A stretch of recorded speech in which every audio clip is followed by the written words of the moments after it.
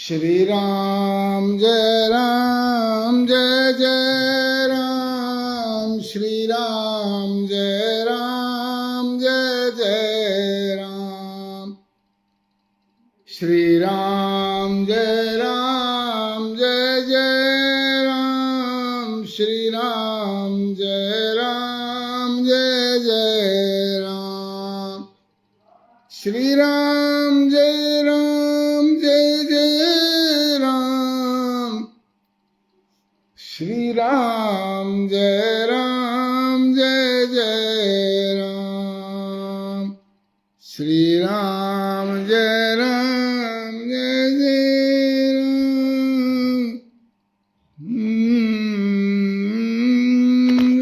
जय राम, श्री राम जय राम।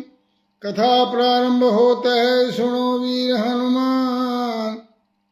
भाषण आन विराजियो पवन पुत्र बलवान, सियावर रामचंद्र पद जय, शरणम शंकर हरिओम जय जय सिया राम। अश्विनी मित्तल जी जय श्री राम। हरि अनंत हरि कथानंता, कहे सुनय बहुविधि सब संता। रामायण सुर तरु की छाया, दुख भय दूर निकट जो आया। रामायण सुर धेनु समाना, दायक अभिमत फल कल्याणा। रामायण अद्भुत फुलवारी, राम भ्रमर भूषित रुचि भारी। कलयुग तरणी उपायन कोई, ना राम भजन रामायण दोई। शनि भारद्वाज जय श्री राम। रामायण सोने किए सिद्ध होत सब काम, है सबको कल्याण दा पढ़ सुन ले विश्राम। सियावर रामचंद्र पद जय, शरणम शंकर हरिओम जय जय सिया राम। मंगल भवने मंगल हारी, उमा सहित जय जपत पुरारी। परविश नगर कीज सब काजा, हृदय राखी कौशलपुर राजा। जाके सुमरण तेरी पुनासा, नाम शत्रुहन वेद प्रकाशा। विश्व भरण पोषण कर जोई, ताकर नाम भरत अस होई। रथ चढ़ी सिया सहित दो भाई, चले हर्ष अवधि सिर नाई। जय सिया राम जय सिया राम, जय सिया राम जय सिया राम।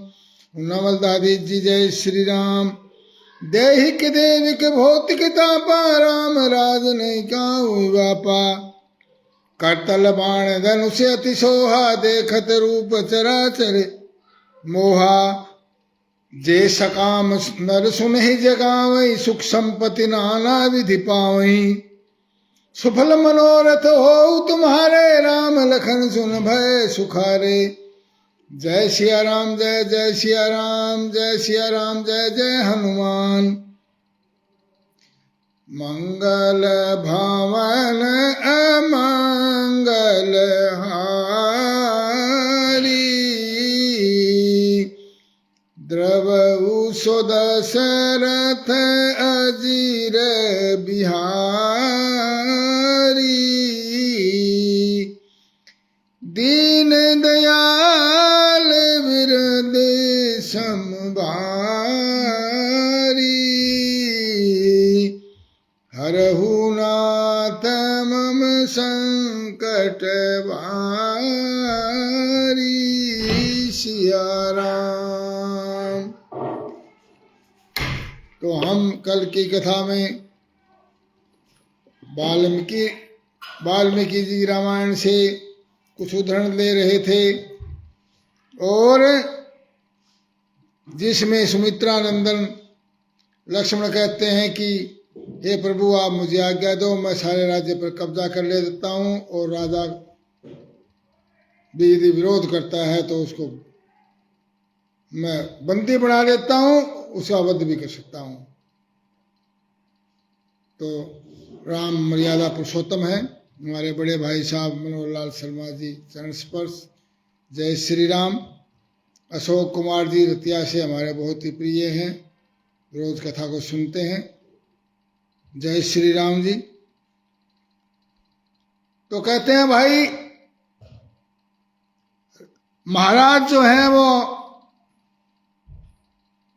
हमारे पिता भी हैं, गुरु भी हैं और राजा भी हैं नगरी के, अयोध्या के, और हमारे सबसे बड़े हैं परिवार में।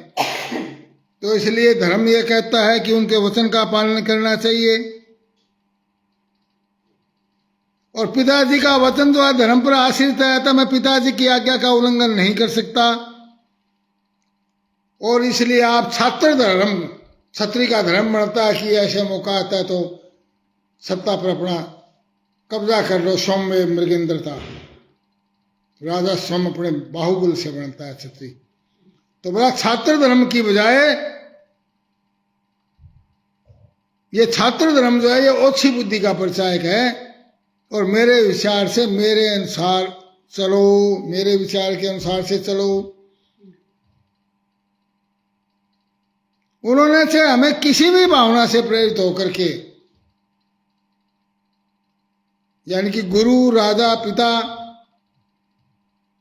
और अपने बूढ़े माननीय, चाहे किसी भी भावना से आज्ञा दे, उस आज्ञा का पालन करना चाहिए। यही धर्म है मनुष्य का।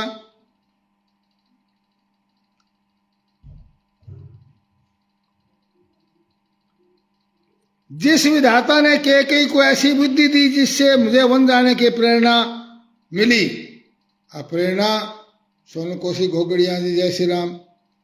विधाता कौन है? राम विधाता ही तो है। तो इसका मतलब कैकेयी को ऐसी बुद्धि किसने दी है? ये राम जी ने ही दी है कि हे माता मेरा काम बनाओ, मुझे वन में जाने के लिए आपके जो जो दो वरदान है उनका उपयोग करो।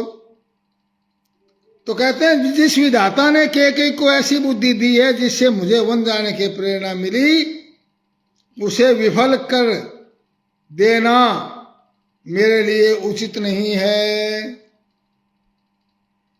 उसको विफल मनोरथ कर देना मेरे लिए उचित नहीं है। इसलिए मैं इस मार्ग को नहीं छोड़ूंगा। ये कहने का मतलब मेरे कहने से ही सारे काम हुए हैं, इस बात को समझो। मेरे इस प्रवास, यानी वनवास को उन्होंने प्रवास कहा, वनवास नहीं कहा, प्रवास कहा, जिसको अंग्रेजी में टूर बोलते हैं, यात्रा। मेरे इस प्रवास का राज्य का हाथ से निकलना, इसमें देव ही कारण है। देव का मतलब यहां भाग्य और प्रारब्ध से है। अन्यथा कैकेयी मुझे वन भेजकर पीड़ा देने का विचार कभी नहीं करती। ये देखिए, अमन सोनी जांगलवादी उकुलाना मंडी से, जय श्री राम जी। जिसके विषय में कभी कुछ सोचा न गया हो, अब ये तो कोई सोचना ही नहीं था कि किसी ने हमें वन जाना है कि और नहीं है। तो ये सूत्र है, जिस बारे में कभी सोचा नहीं गया हो, जिसको हम कहते हैं अनहोनी होगी। अनहोनी नहीं होती, वो होनी होती है वास्तव में। तो बोला जिस बात के विषय में के बारे में कभी कुछ सोचा ही नहीं गया हो, कल्पना ही नहीं की गई हो, और वो हो जाए, वही देव का विधान है। उसको कहते हैं देव का विधान, जिसके बारे में सोचा नहीं जाता। देव के विधान के बारे में कभी कल्पना भी नहीं कर सकता व्यक्ति। प्राणियों में अथवा देवताओं में ऐसा कोई नहीं जो देव के विधान को मेट सके। श्यावर रामचंद्र की जय। ये भी सूत्र है, होई सोई जो राम रचि राखा, को करी तरक बड़ा वही शाखा। जय सिया राम, जय जय सिया राम, जय सिया राम, जय जय सिया राम। होनी हो तो होकर रहती है, होनी ना हो और जिसको राखे साइया मार सके ना कोई। तो भाई प्राणियों में अथवा देवताओं में ऐसा कोई नहीं जो देव के विधान को टाल सकते, मेट सके। अतः निश्चय ही देव की प्रेरणा से मुझ में और केकई में ये भारी उलटफेर हुआ है। मुझ में और केकई में भारी उलटफेर हुआ है, यानी उलटफेर दोनों के बीच में विचार विमर्श हुआ है, इसका मतलब। और देव के विधान से हुआ है। सुख दुख हानि लाभ उत्पत्ति और विनाश,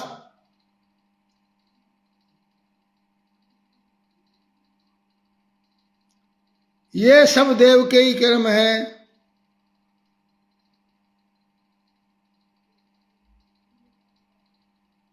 हानि लाभ जीवन मरण यश अपयश विधि हाथ। श्यावर रामचंद्र की जय। बलवान सिंह जी जय। राम राम जी।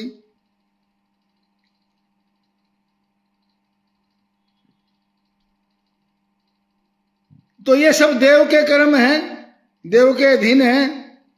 विधि, विधि का विधान, देव बात एक ही है। विधि कहो देव कहो।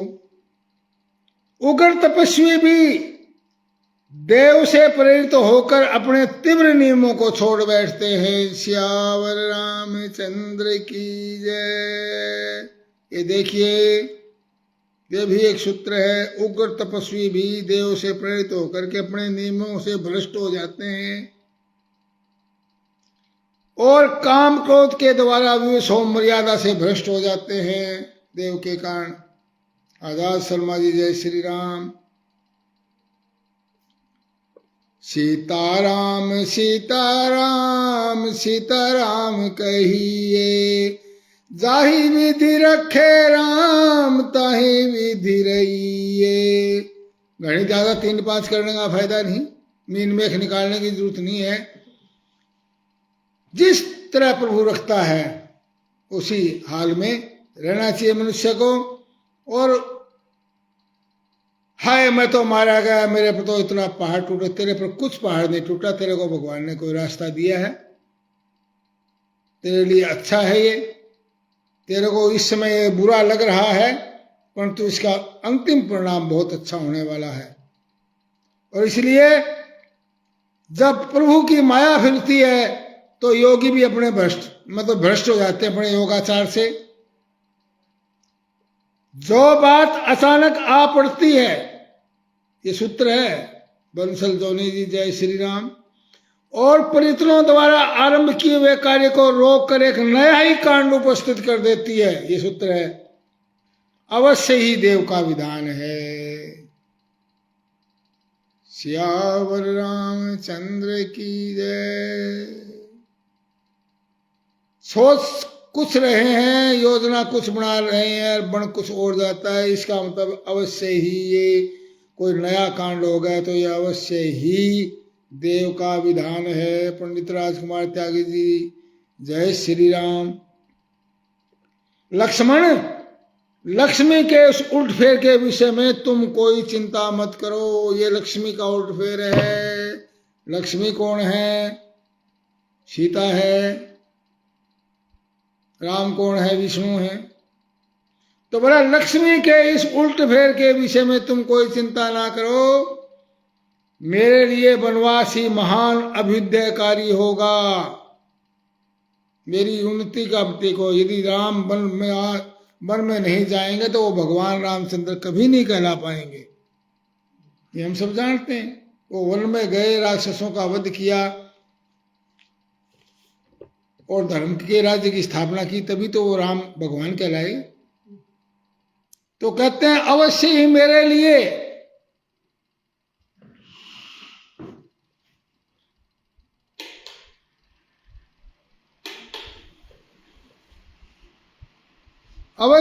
वन मेरे लिए जो है अभ्युदयकारी होगा। वत्सरपाल जी जय श्री राम। और मेरे राज्याभिषेक में इसमें मेरी छोटी माता मेरी सबसे छोटी माता केकई कारण है, ऐसी शंका नहीं करनी चाहिए। ये देव का विधान है मेरी छोटी माता, इसके लिए कोई भी जिम्मेवार नहीं है कैकेयी। क्योंकि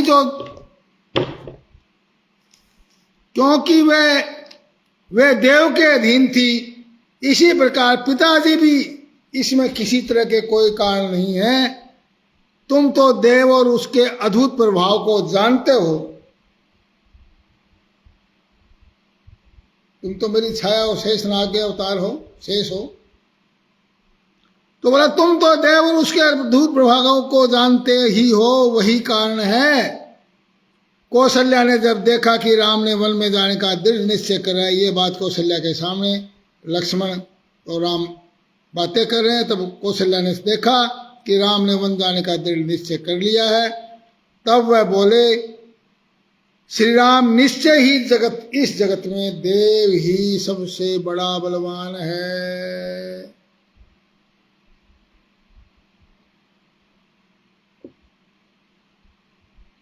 बेटा, जब तुम वनवास का महान व्रत पूरा करके कृतार्थ एवं महान सौभाग्यशाली होगा, देखिए ये भी एक सूत्र है, ये भी ज्ञान है, माता कौशल्या को ज्ञान है कि जब तुम वनवास का महान व्रत पूरा करके कृतार्थ हो जाओगे और महान सौभाग्यशाली होकर लौट जाओगे और ऐसा करके पिता के ऋण से भी पूर्ण हो जाओगे, तभी मैं सुख की नींद सो सकूंगी।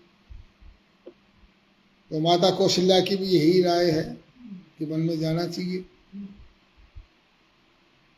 क्योंकि राजा दशरथ की भी प्रतिज्ञा थी रावण को दंडित करने की। तो ये सब जो है विधि के विधान से पूर्व नियोजित प्रारब्ध का खेल है और प्रभु की लीला है। तदंतर कौशल्या ने पवित्र जल से आचमन किया और यात्रा कालिक मंगल कृत्यों का अनुष्ठान किया। अब वनवास जा रहे हैं तो बुरा काम है, तो फिर मंगल कृत्य क्यों किए माता ने कौशल्या ने। प्रवेश लेक्चरार जी, जय श्री राम। और स्वस्ति वाचन किया, श्री राम को वन यात्रा में सकुशल रहने का आशीर्वाद दिया और मस्तक पर अक्षत रोड़ी का टीका किया।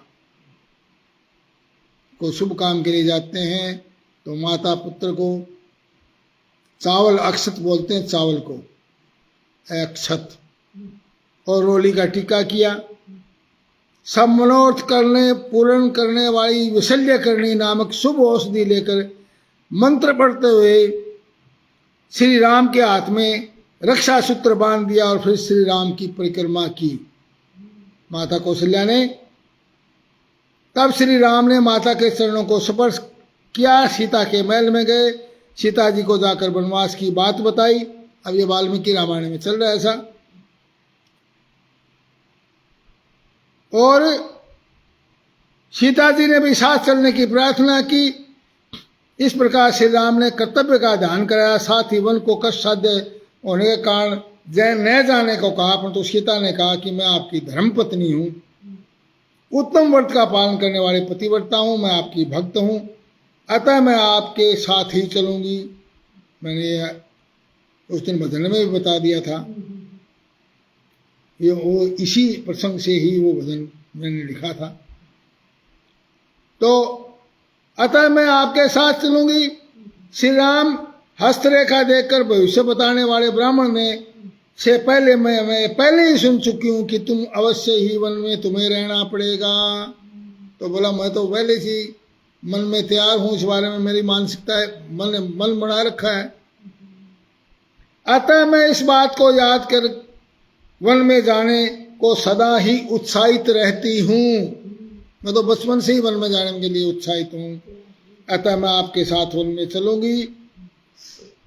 और सीता जी का जन्म वन का ही है, वन की ही रहने वाली है। पूर्व जन्म में वो वन देवी थी, जब रावण को कहा था और वो भस्म हो गई थी, अपने आप को भस्म कर लिया था कि रावण मैं तेरे अगले जन्म में तेरा वध करूंगी, इसका तेरे को जो तूने मेरे को छोड़ने की कोशिश की है इसका तुझे दंड दूंगी।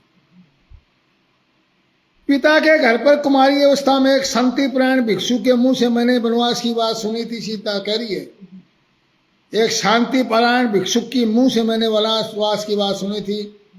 प्रभु, मैंने पहले भी कई बार आपसे कुछ काल तक वन में रहने की प्रार्थना की थी और आपको राजी कर लिया था। अतः आपके साथ वन जाना मुझे पहले से ही अभीष्ट है। ये तो पहले से ही तय है।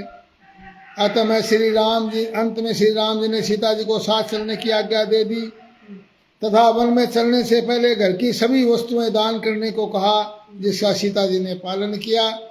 गौरव लोहिया जी, जय श्री राम। तभी लक्ष्मण वहां आए तथा कहा कि यदि आपने भी वन जाने का दृढ़ निश्चय कर लिया है तो मैं भी आपके साथ ही वन चलूंगा। परंतु श्री राम जी ने उनको भी वहीं रहकर माता पिता की सेवा करने को कहा। श्री लक्ष्मण जी ने कहा, मैं आपके बिना यहाँ कुछ नहीं कर सकता। अंत में श्री राम ने कहा, लक्ष्मण जाओ, माता की आज्ञा लेकर आओ। तथा राजा जनक के महान यज्ञ में महात्मा वरुण ने, अब देखिए संदीप भारद्वाज जी, जय श्री राम। अंत में श्री राम ने कहा, लक्ष्मण जाओ और माता जी की आज्ञा ले लो और साथ में ही भवन के अंदर राजा जनक के महान यज्ञ में महात्मा वरुण ने जो दो दिव्य धनुष, दो दिव्य अभेद्य कवच, अक्षय बाणों से भरे हुए दो तरकस और दो दिव्य खड्ग जो मुझे दहेज में मिले थे, उनको आचार्य देव के घर में रखा हुआ है, आचार्य के घर रखा हुआ है, उनको भी लेकर आओ। तब लक्ष्मण सुमित्रा की आज्ञा ले और वे दिव्य अस्त्र लेकर आ गए। तब श्री राम ने कहा, मेरा धन तपस्वी ब्राह्मणों को बांट दो। तथा सारा धन वशिष्ठ पुत्रों और अन्य ब्राह्मणों में बांट दिया गया। इसके पश्चात विदेह कुमारी सीता के साथ श्री राम और लक्ष्मण पिता के दर्शन करने के लिए चले गए। उस समय सड़कें मनुष्यों की भीड़ से भरी थी। लोगों ने आपस में वार्तालाप कर रखा था कि हम भी लक्ष्मण की तरह श्री राम के पीछे पीछे चल दें तथा सुख दुख के साथी बने तथा यहाँ अयोध्या में कोई भी न बचे तथा इस खाले पड़े मकानों पर केकई आकर के अपना अधिकार कर ले। सारा चीज केकई चिकलेगी। श्री राम जी ने सूत सुमंत्र से कहा, आप पिताजी के हमारे आने की सूचना दें। सुमंत्र ने राजा के पास जाकर कहा, पृथ्वीनाथ, आपके ये पुत्र सत्य पराक्रमी पुरुष सिंह श्री राम अपना सारा धन ब्राह्मण और आश्रितों को देकर आपके द्वार पर खड़े हैं, आपके दर्शन करना चाहते हैं। आज्ञा पाकर सुमंत्र श्री राम लक्ष्मण सीता को साथ लेकर लौट आए। शोकाश्रु के सागर में डूबे महाराज को 2 घड़ी में चेत हुआ। तब श्री राम जी ने हाथ जोड़कर कहा, महाराज आप हम लोगों के स्वामी हैं, मैं दंडकारण्य जा रहा हूँ, अतः मेरी तरफ कल्याण की दृष्टि से देखिए। मेरे साथ लक्ष्मण सीता को भी साथ जाने की अनुमति दीजिए। राजा ने कहा, रघुनंदन, मैं केकई को दिए वर के कारण मोह में पड़ गया हूँ, तुम मुझे कैद करके स्वयं ही अब अयोध्या के राजा बन जाओ। दशरथ भी ये कह रहे हैं, मैं तो देखो वचनबद्ध हूं। श्री राम ने उत्तर दिया, महाराज आप हजारों साल तक इस पृथ्वी के अधिपति बने रहे, मैं तो अब वन में ही वनवास करूंगा, निवास करूंगा, मुझे राज्य के लेने की इच्छा नहीं। राजा ने कहा था, तुम कल्याण के लिए, वृद्धि के लिए और फिर लौट आने के लिए शांत भाव से जाओ। तुम्हारा विघ्न बाधाओं से मार्ग रहित और निर्भय हो। हे राम, तुम धर्मात्मा हो, तुम्हारे विचारों को पलटना असंभव है, परंतु रात भर रह जाओ, केवल एक दिन और मैं तुम्हारा दर्शन करके सुख उठा लूं। मेरे द्वारा संपूर्ण अभिलषित वस्तुओं से तृप्त होकर कल प्रातः यहाँ से चले जाना।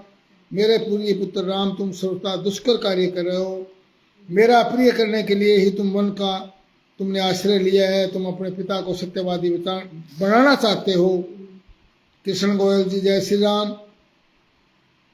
तुम क्योंकि जय मेरे ज्येष्ठ पुत्र हो, अपने शोकाकुल पिता से राम ने कहा, महाराज आज यात्रा करके जिन गुणों को पाऊंगा, कल मुझे कौन देगा। आज की यात्रा में जो गुण मुझे मिलने वाले हैं वो कल मेरे को कैसे मिल जाएंगे। आज वाले विधि के विधान में जो लिखे हुए हैं आज के गुण मैंने प्राप्त करने यात्रा से, तो कल मुझे कौन देगा। अंततः मैं संपूर्ण कामनाओं के बदले आज से ही यहाँ से निकल जाना अच्छा समझता हूँ। तात पिता देवताओं के भी देवता माने गए हैं, अतः मैं देवता समझकर आपकी आज्ञा का पालन करूंगा। ऐसा सुन करके महाराजा दशरथ अचेत होकर पृथ्वी पर गिरे तथा केकई को छोड़कर सभी रानियां रो पड़ी। सुमंत्र भी रोने लगे थे, वहां सब और हाहाकार मच गया। इस समय सुमंत्र ने केकई को बहुत समझाया और फटकार भी लगाए, परंतु देवी केकई मन में न तो कोई क्षोभ हुआ और न कोई दुख। उस समय उनके चेहरे के रंग में कोई फर्क नहीं आया। तब इक्ष्वाकु दशरथ वहां अपनी प्रतिज्ञा से पीड़ित हो सुमंत्र से बोले, तुम शीघ्र गामिनी चतुरंगणी सेना को राम के पीछे पीछे जागने की आज्ञा दो। सब शक्तिशाली सैनिकों को पूरा धन देकर इनके साथ जाने की आज्ञा दो। मुख्य मुख्य आयुध नगर के निवासी छकड़े वन के भीतर रहने रहस्यों को जानने वाले वाद और श्री राम के पीछे पीछे जाएं। मैं सारा खजाना और अन्न भंडार भी उनके साथ जाएं। महाबाहु भरत अयोध्या का पालन करेंगे। मेरा सारा खजाना और अन्न भंडार उनके साथ जाएं। महाबाहु भरत अयोध्या का पालन करेंगे और श्री राम को संपूर्ण मनोचित भोगों से संपन्न करके भेजा जाए। मैं राज्य धन सुख छोड़कर राम के साथ मैं भी जाऊंगा। इस पर राम ने विनीत भाव से होकर कहा, महाराज मैं भोगों का त्याग कर चुका हूँ, मैं वनवास ले चुका हूँ, मैं संन्यास ग्रहण कर चुका हूँ, मुझे जंगल के फल फूलों से निर्वाह करना है, मैं सब आसक्तियों को छोड़ चुका हूँ। तब मुझे सेना से क्या प्रयोजन जो श्रेष्ठ हाथी का दान करके और हाथी को दान कर दिया परंतु उसके रस्से के अंदर मन लगाता है, वो लोभ बस उस रस्से को रख लेता है, वह अच्छा नहीं करता। क्योंकि उत्तम हाथी का दान करने वाले को रस्से से आसक्ति रखने की आवश्यकता ही क्या है, रस्सा क्या हाथी के आगे। श्रेष्ठ पुरुषों में श्रेष्ठ महाराज, सत्पुरुषों में श्रेष्ठ महाराज, इस तरह सेना लेकर मुझे क्या करना है, ये सारी वस्तुएं भरत को अर्पित करने की मैं अनुमति चाहता हूँ। मेरे लिए तो माता के या वलकर वस्त्र यानी गेरवे वस्त्र भगवे वस्त्र ला दे। के ने वलकर वस्त्र ला दिए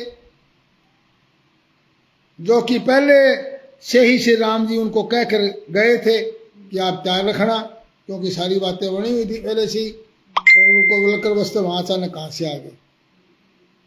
अब कहते नहीं के ने क्या भी वो तो ये पहले से तय था। राम जी ने वलकर वस्त्र पहले उनको दे दिए थे लाकर के को, के ने वही लाकर दे दिए। राम और रामचंद्र जी से कहा लो पहन लो। श्री राम जी ने अपने राजसी वस्त्र उतार दिए और वलकर वस्त्र धारण कर लिया। लक्ष्मण जी ने वलकर वस्त्र धारण कर लिया। सीता जी भी उन वस्त्रों को देखकर डर गई और वस्त्रों को ठीक तरह धारण न कर सकी, क्योंकि उन्होंने ये वस्त्र कभी देखे ही नहीं थे। सीता के वलकर वस्त्र धारण करने पर गुरु वशिष्ठ अपनी आंखों में आंसू न रोक सके। उन्होंने सीता को रोक कर कैकेयी से पूछा, अरे कैकेयी राज की कुल कलंक, तू राजा को धोखा देकर अब तू सीमा भीतर नहीं रहना चाहती। शील का परित्याग करने वाली दुष्ट देवी सीता वन में नहीं जाएंगी, तो राम के लिए प्रस्तुत सिंहासन पर अब ये बैठेंगी, क्योंकि सीता श्री राम को भी की आत्मा है और उनका आधा अंग है, अतः अब ये ही राज्य का पालन करेंगी। यदि विदेह नंदिनी सीता वन में जाएंगी तो हम लोग भी इनके साथ ही वन में जाएंगे। ये सारा नगर, अंतपुर के रक्षक नगर के सभी लोग अपना सामान लेकर साथ जाएंगे। भरत और शत्रुघ्न भी चीर वस्त्र धारण कर वन में रहेंगे और अपने बड़े भाई की सेवा करेंगे। फिर तुम अकेली रहकर इस निर्जन सूनी पृथ्वी का राज्य करना। याद रख, श्री राम जहां निवास करेंगे वही स्वतंत्र राष्ट्र बन जाएगा। श्यावर रामचंद्र की जय सूत्र है, जहाँ राम है वहीं स्वतंत्र राष्ट्र है, यानी भगवान है वही राष्ट्र है। राष्ट्र भगवान की ही एक रूप होता है।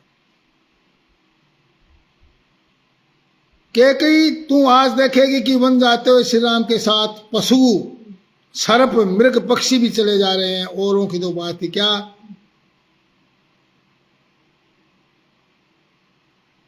वृक्ष भी उनके साथ जाना चाहते हैं, परंतु वो चल नहीं सकते बेचारे।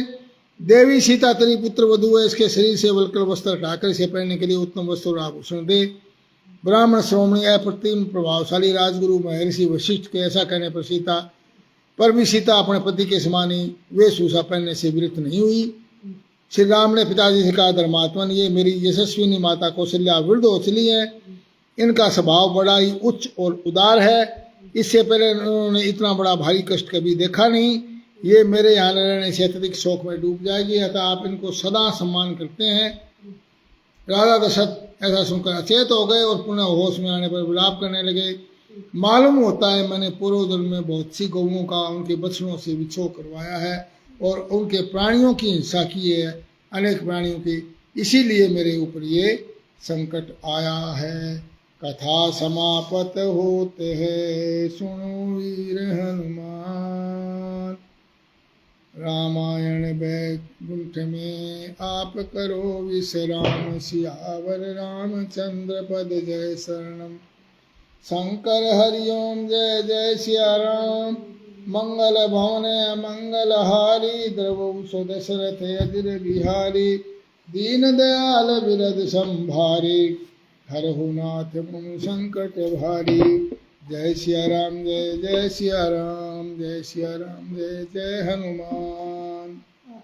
वेद नारंग हमारे बहुत ही आदरणीय वेद नारंग जी कथा से जुड़े हैं। जय श्री राम जी।